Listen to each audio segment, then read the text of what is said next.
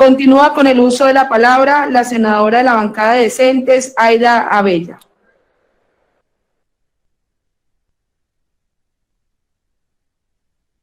Tres minutos, senadora.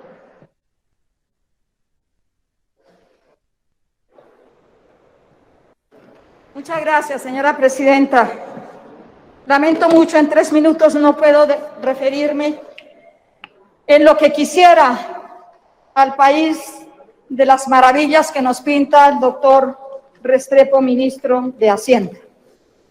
Y quiero empezar, señora presidenta, por los bloqueos que nos está haciendo el doctor Sarmiento Angulo.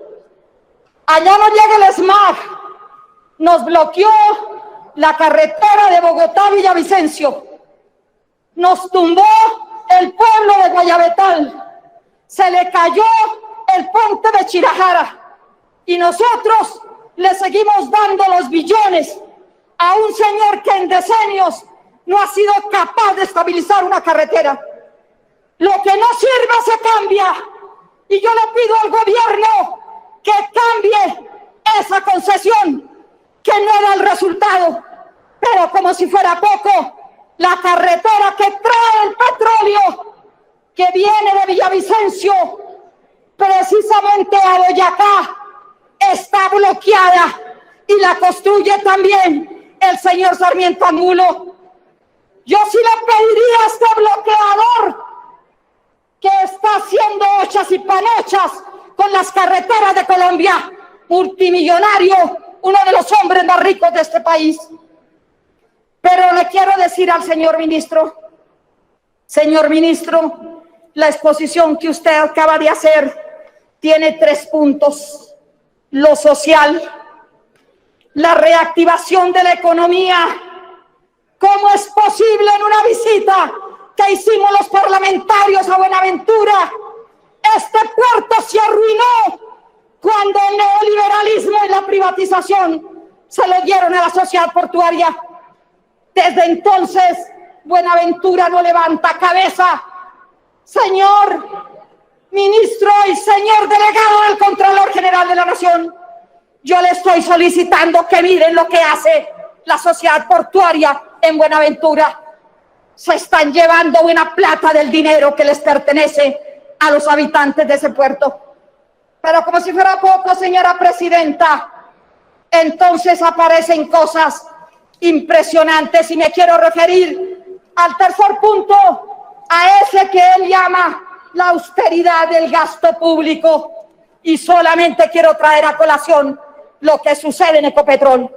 Señora presidenta, ¿usted puede creer que Ecopetrol, esa entidad que se encarga del asunto petrolero, tenga 17 vicepresidentes? Le pido al Contralor General de la Nación que me investigue por qué se crearon 6 vicepresidencias el año pasado en plena pandemia.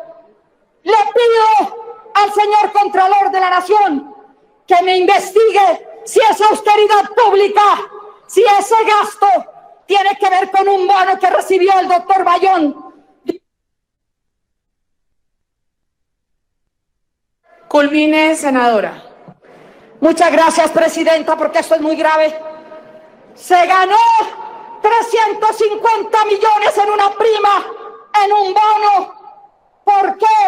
Porque el dólar se revaluó, y entonces él coge 350 millones en una prima. Pobre ministro de Hacienda, pues su salario creo que no va a los 25 millones mensuales, es decir, que ese señor en una sola prima se lleva el sueldo anual de un ministro y un poco más. ¿Esa es austeridad en el gasto público? Yo le pregunto a los señores del gobierno, si esto sigue así, ¿a dónde vamos? Las parafiscales se las gastan como quieren. Presidenta, hay organizaciones privadas que reciben parafiscales y tienen sueldos sus presidentes de 120 millones de pesos. Eso es una cosa asombrosa en un país que no tiene una renta básica y que la gente no puede comer. Pero... Gracias, senadora Aida Abella. Continuamos con el uso de la palabra de la senadora del Partido Centro Democrático, María del Rosario Guerra.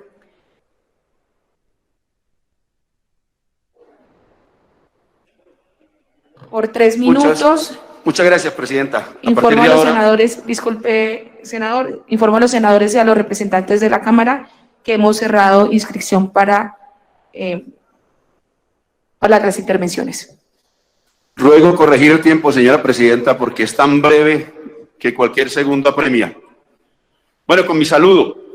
Bastaron unos pocos minutos para que quien interviene por el Banco de la República echara por tierra buena parte de la intervención del ministro de Hacienda. La brevedad es tal que doy parte de alegría porque el documento va a quedar escrito. Y entonces vamos a ver cuál es la variación real en términos de participación, de comparación del Producto Interno Bruto, por ejemplo, de las cuentas.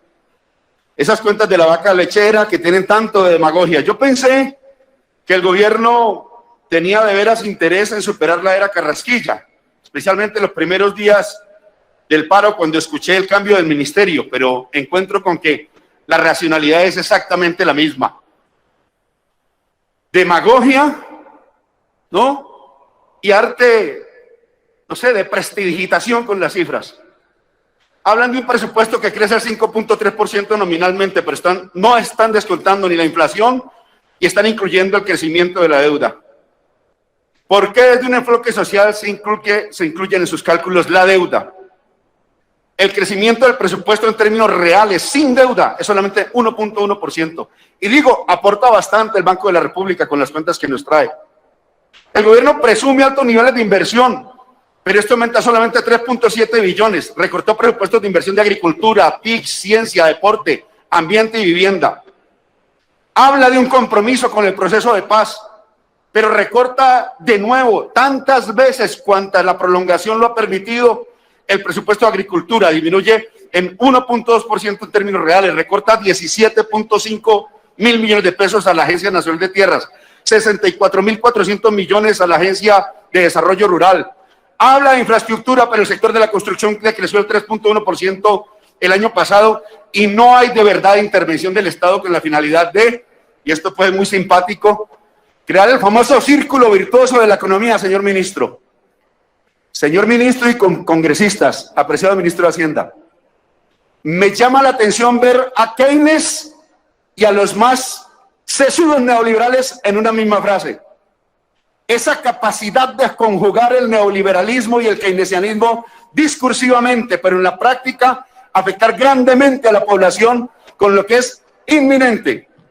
Si nos dejan escuchar al ministro, pero bueno, hace parte de lo que algún exministro, creo que era señor ministro, de nuevo, creo que era el ministro conservador, bueno, el nombre me quita segundos recordarlo después de tantos ministros conservadores que han pasado, pero que decía que el Congreso viene a hacer mímica presupuestal acá.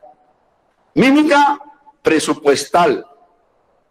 Casi que me aparto, bueno, no puedo dejar de decirlo antes de concluir porque sé que tengo problemas de tiempo. Todos tenemos aquí problemas de tiempo para discutir. Eso es parte de la mímica presupuestal.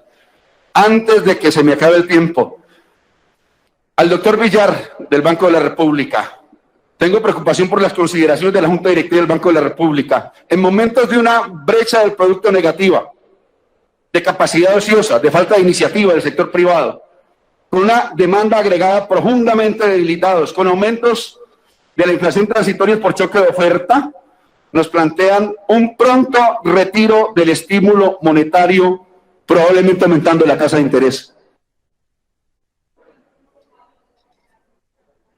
De luego, pues, que no hay que estar sumergido en los asuntos de la economía para comprender que en ese escenario el retiro de la política monetaria expansiva y de intervención y de acompañamiento resulta fatal para la recuperación económica. Finalmente, el tiempo apremia. No aparecen claves, ya no solamente en términos presupuestales, sino fiscales, tributarias y comerciales, para de verdad, redimir un aparato productivo profundamente golpeado. Lamento que haya tanto de carrasquilla y de fondo monetario en las cuentas del nuevo ministro. De verdad yo esperaba un replanteamiento de la política económica, de la cual hace parte desde luego los asuntos tributarios y presupuestales que discute este Congreso de la República. Muchas gracias, señor presidente. Gracias, senador Wilson Arias. Continúa el representante David Racero, bancada de Decentes, por 3 minutos. Gracias, presidenta. Muy buenos días a todos los colegas. Ministra, yo me pregunto, ¿cuál es el objetivo fundamental del proyecto de presupuesto que debería tener el proyecto de presupuesto 2022, acompañado de la reforma tributaria que vamos a empezar a discutir desde mañana? ¿Cuál es el objetivo como nación, como país, desde el gobierno, que tenemos que tener presente al momento de desarrollar esta política pública tan importante que nos permita armonizar el escenario de crisis que tenemos en este momento en el país? Y yo creería, colegas y colombianos y colombianas, los objetivos son 2, Wilson: mitigar la pobreza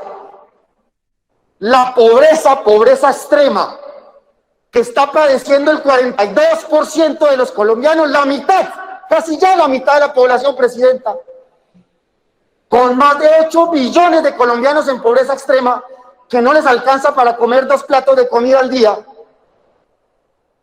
Si eso no es un objetivo principal de la política pública económica, fracasamos como país. Y segundo, la posibilidad de generar empleo. La posibilidad de generar empleo sostenible. Si el presupuesto 2022 y la reforma tributaria, como la quieran llamar, no ataca esas 2 condiciones que nos permiten no solamente mirar el crecimiento del PIB en términos porcentuales, sino la calidad y las condiciones de vida de nuestra gente, no estamos tomando buenas decisiones. ¿Y por qué lo traigo a colación, ministro? Hace 2 días, el periódico El Tiempo, muy rimbombante como siempre, tenía un titular, decía: crisis económica y social quedan atrás. ¿Por qué? Porque se ve evidenciado que en el segundo trimestre el país creció 17.6%, y colocaba ese indicador, 17.6% de crecimiento en el segundo trimestre, y con ello concluía: crisis social y económica quedan atrás del pasado, de los mejores países del mundo, decía El Tiempo. Falso de toda falsedad. ¿Y por qué? Y se los digo con indicadores, colegas. ¿Cómo podemos explicar que mientras que en el segundo trimestre el país crece 16.6% y el desempleo sigue estancado en un orden de 15 y 6%? Senador Araujo, dígame, ¿cómo se puede explicar eso? Me dirán, no, es que hay que esperar todavía el coletazo, es que primero el crecimiento, después se empieza a mirar cómo se hace una recepción en el mercado laboral, que eso no es de la noche a la mañana. Bueno, ese indicador del desempleo del 15% viene desde febrero. Vamos 6 meses ya a cumplir y sigue estancado. Y sin hablar de la pobreza, 42% estancada la pobreza. ¿Eso qué quiere decir? ¿Que algo no estamos haciendo bien? ¿Eso quiere decir que algo no estamos haciendo bien? Y que el sector económico que está jalonando la economía no es el sector que genera puestos de trabajo, que efectivamente es el sector financiero, que son los bancos, que crecen de manera exorbitante, genera utilidades para sus socios, pero que eso no se reporta en la sociedad.